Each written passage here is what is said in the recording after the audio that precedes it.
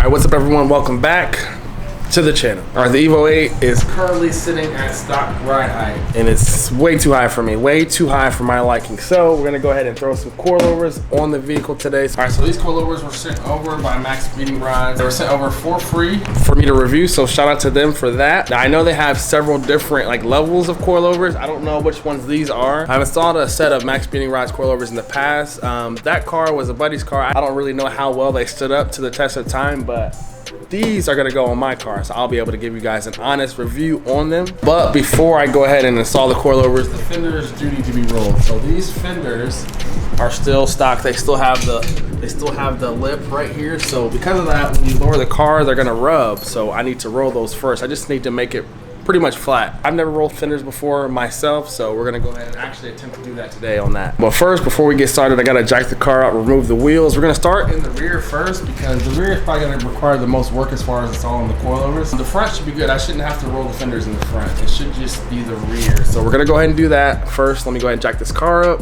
remove the wheels. We can go ahead and get started. Hopefully we don't run into any issues, and hopefully I don't just completely mangle or destroy the rear fenders on that.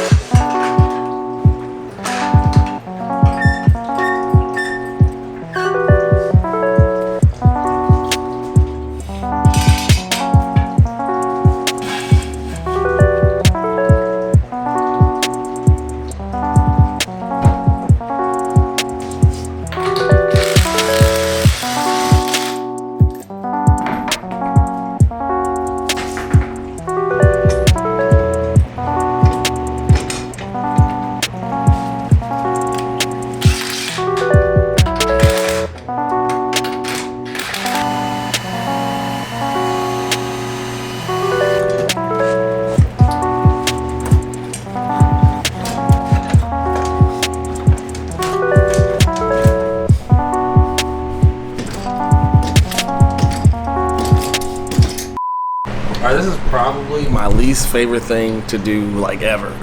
Maybe not my least favorite, but this isn't fun. But I think I'm pretty much done. So I rolled both sides actually. I got it to where this front, I got it to where this lip is bent back quite a bit. So, and I went ahead and did the other side as well. So the passenger side is finished up also. And again, yeah, the lip is bent back, but it should be good, especially since these wheels aren't super wide, and I don't know that I'll ever go crazy wide on the wheels on this car. But if for whatever reason I need to roll them again in the future, I can go a little further. But this should be good enough for now.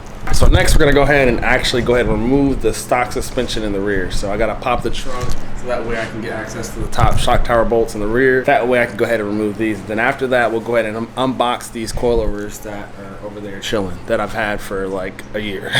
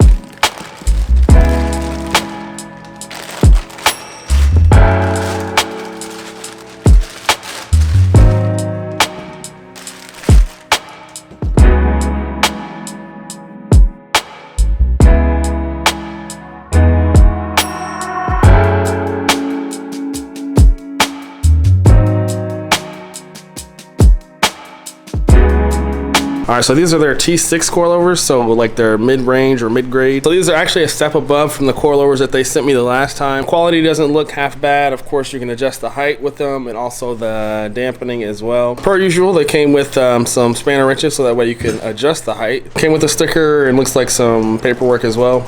I think for these, they run about 400 bucks, I think. But if you decide you want them, you can use code ChrisCar to save 10%. So I'll leave a link down below just in case you want to pick them up. Thankfully, putting coilovers on this is super easy, so we're gonna go ahead and knock this out. Then after I go ahead and finish the rears, I'll spin the car around and we'll do the fronts.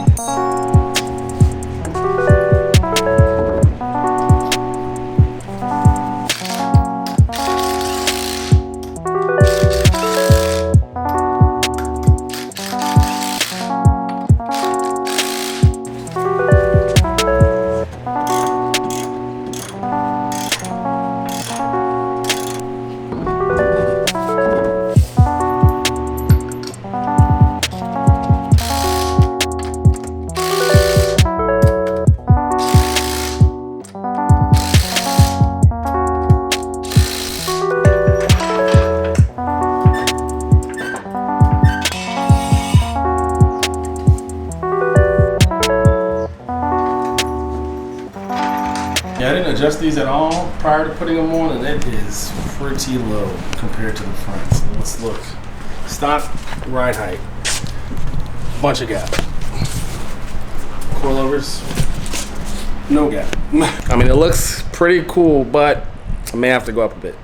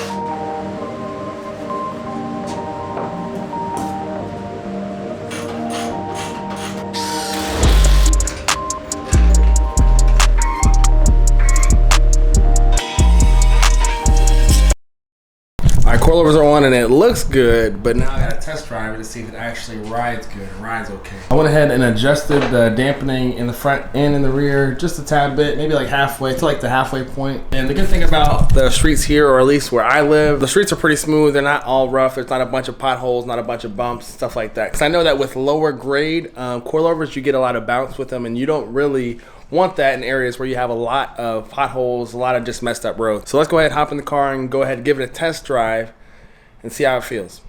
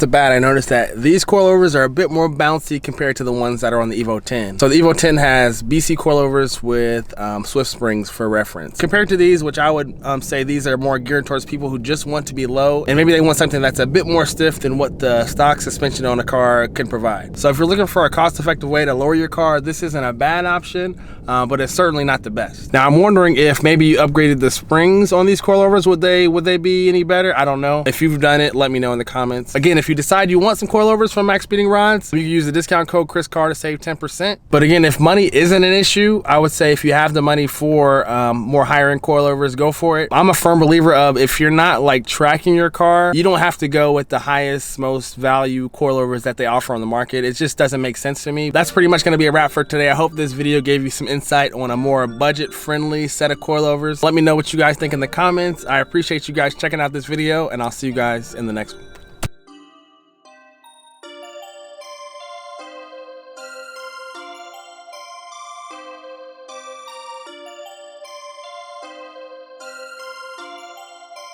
Perfect, perfect.